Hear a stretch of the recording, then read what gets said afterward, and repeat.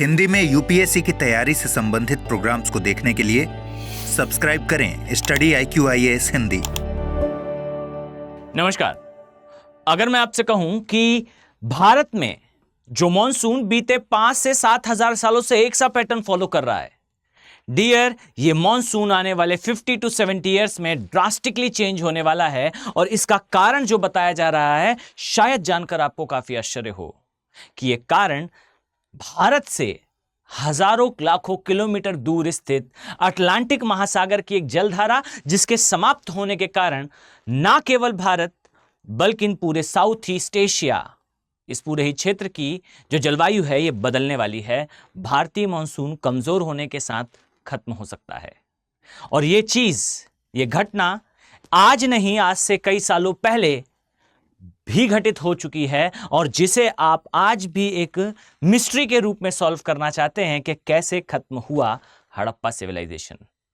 काफी ज्यादा इंटरलिंक्ड है ये टॉपिक, और इस कॉम्प्लेक्स टॉपिक को आज हम इजी मैनर में समझने का प्रयास करेंगे। But before I start, make sure कि स्टडी IQ के जो 10 ईयर्स की वर्षगांठ है, इस उपलक्ष्य में आप पाएंगे कि हमारे सारे प्रीमियम कोर्सेस में आपको extra, which is actually double validity, ये आपको प्रोवाइड की जा रही है। लिमिटेड टाइम के लिए ऑफर है। Pratigya plus batches as well as मेरे साथ अगर ज्योग्राफी ऑप्शनल पढ़ना चाहते हैं तो ऑप्शनल के बैचेस भी डबल वैलिडिटी के साथ आपके समक्ष उपलब्ध है।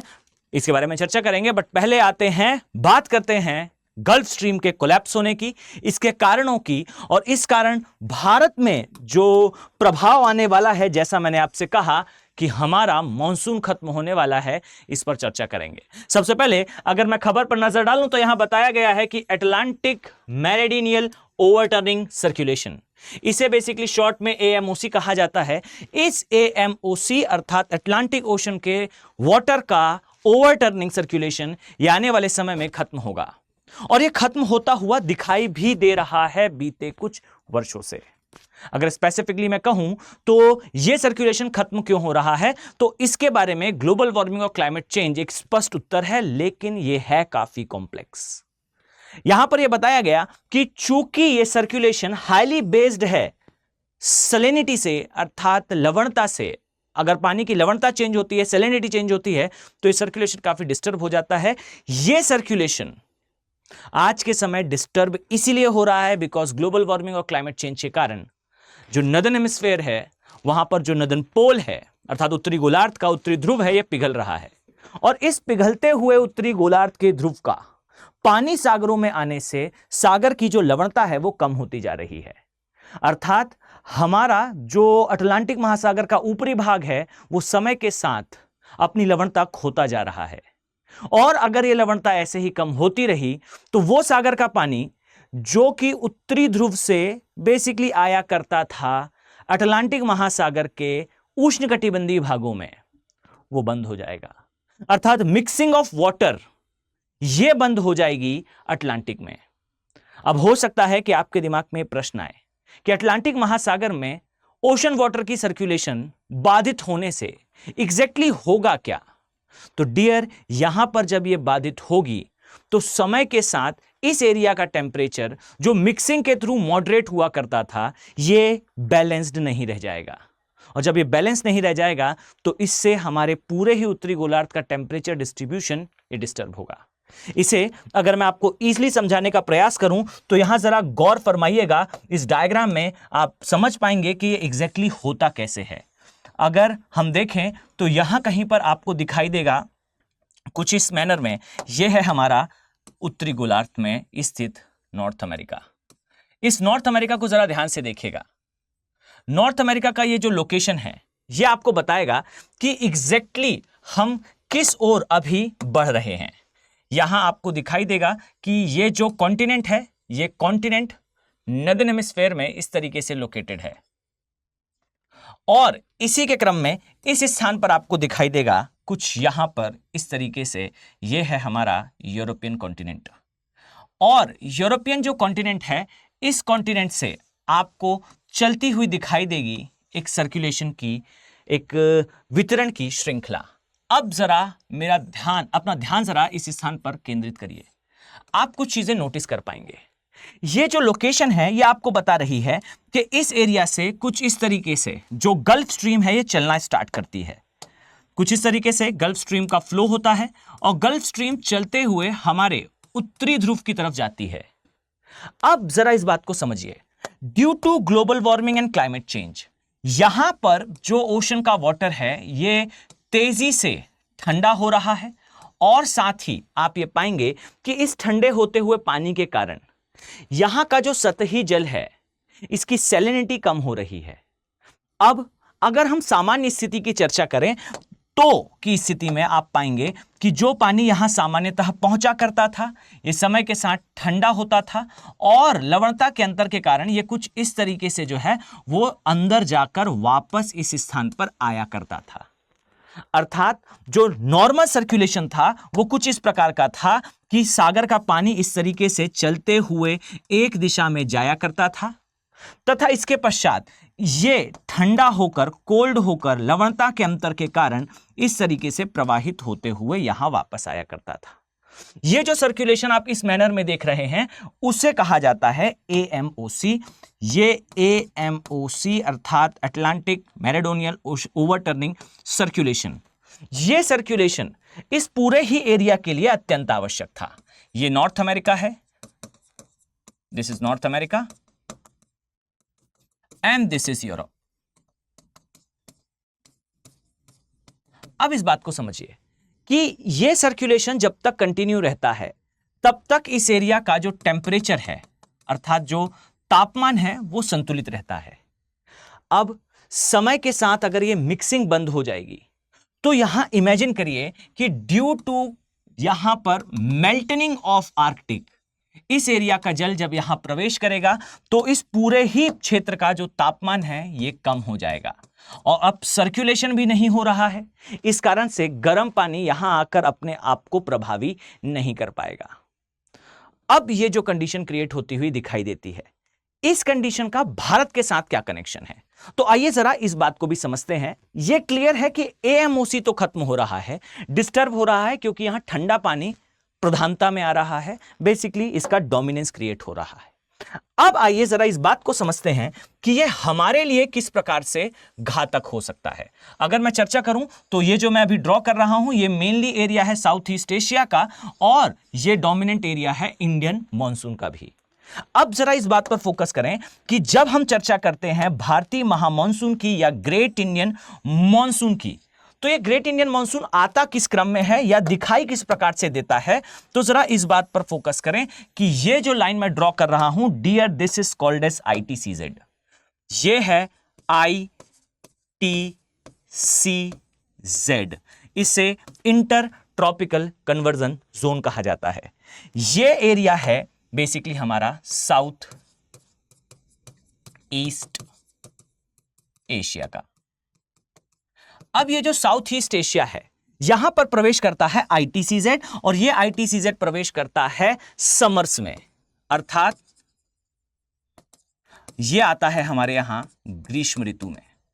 अब इस बात को समझिए कि जब ग्रीष्म ऋतु में एशिया और साउथ ईस्ट एशिया में टेम्परेचर हाई होता है तब ये बेल्ट हमारे यहां प्रवेश करता है और ये बेल्ट बेसिकली एक रेनफॉल पैटर्न को, एक वर्षा के पैटर्न को ट्रिगर करता है। अगर आपको सहज शब्दों में एक लेमन लैंग्वेज में इस बात को समझना है तो आप इतना जान लीजिए कि ये जो एरिया है ये एक ऐसी बेल्ट है जिस बेल्ट की तरफ जो है वो ट्रेड विंड ट्रेवल करती हैं और जब भी ये किसी स्थान पर पहुंचता है उस स्थान पर ट्रेड विंड जो है वो रेनफॉल कॉज करती है। ये एक ऐसी बेल्ट है जहां पर बेसिक कहूं तो टेम्परेचर हाई होता है, टेम्परेचर हाई एंड यहां पर प्रेशर जो है लो होता है। अब इस कारण से यहां पर होता है रेनफॉल।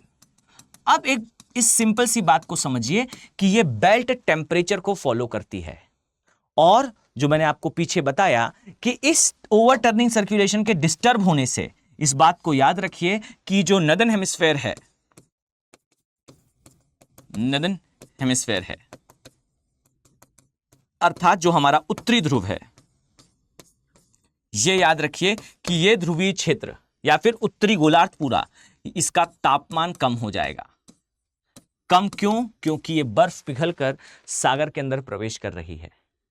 अब ये जो ठंडा होना है हमारे उत्तरी ध्रुव का, ये ITCZ को ज्यादा शिफ्ट करेगा साउथ के साइड, अर्थात सदर्न हेमिस्फेयर के साइड, अर्थात दक्षिणी गोलार्ध की तरफ। और ये जो ITCZ है ये ट्रेवल करते हुए फुल फ्लेज भारतीय उपमहाद्वीप तक नहीं पहुंच पाएगा। अर्थात जो स्थिति यहां समर्स में है ये विंटर्स के दौरान एग्जैक्टली अपोजिट होती है।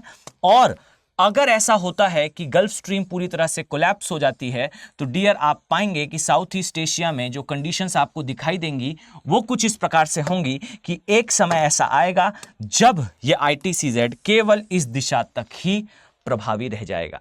अर्थात due to temperature decline in Indian ocean, भारतीय हिंद महासागर में तापमान के कम हो जाने से ITCZ बेसिकली नीचे की तरफ ही रहा करेगा।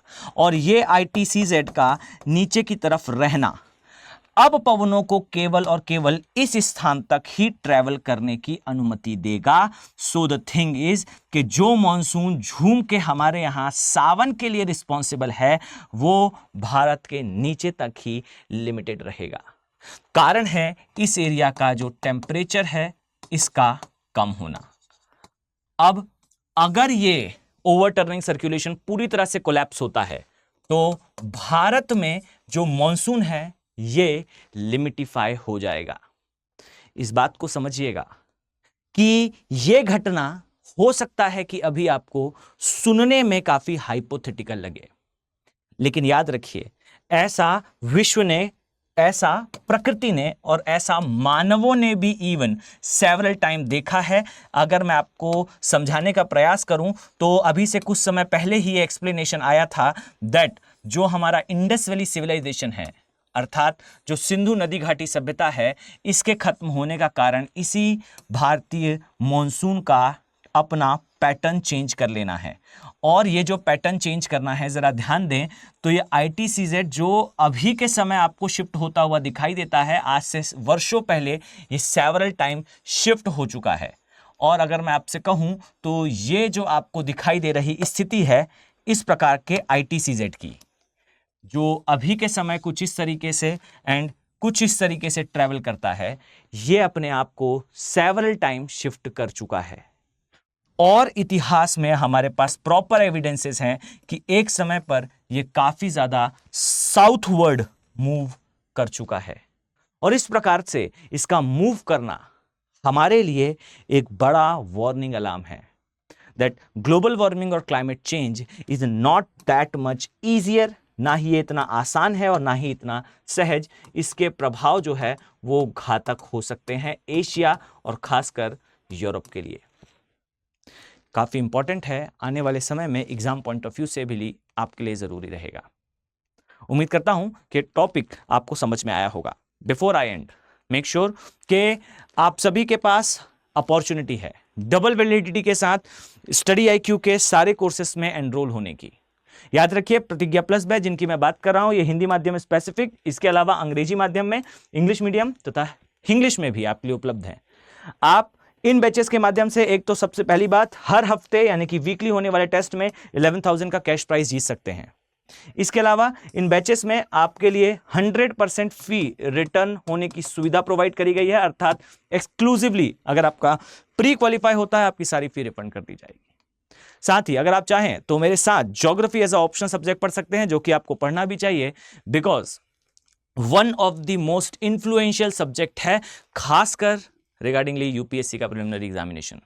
30 से 35% क्वेश्चन जो डायरेक्टली बिलोंग करते हैं ज्योग्राफी अर्थात भूगोल और पर्यावरण से, they're like a peanut for you, आपके लिए बेहद आसान होंगे क्योंकि आपका ऑप्शनल सब्जेक्ट होने वाला है ज्योग्राफी। हिंदी माध्यम में अगर आप इसे पढ़ना चाहते हैं तो डेफिनेटली आप मेरे साथ इस सब्जेक्ट को कवर कर सकते हैं। ध्यान रखिएगा कि जिस डबल वैलिडिटी की मैं चर्चा कर रहा हूं यह केवल और केवल आपके लिए 15 अर्थात इस माह की 15 तारीख तक ही डबल वैलिडिटी की सुविधा है। 16 तारीख से बैचेस स्टार्ट हो जाएंगे। AK लाइव कोड का यूज करते हुए आप इन बैचेस का पार्ट बन सकते हैं और अपनी सक्सेस को इंश्योर कर सकते हैं। इस उम्मीद के साथ कि आने वाले समय में मैं आप सभी सीरियस IAS एस्पिरेंट्स को इन बैचेस में देखने वाला हूं। चलिए मिलते हैं नेक्स्ट वीडियो में।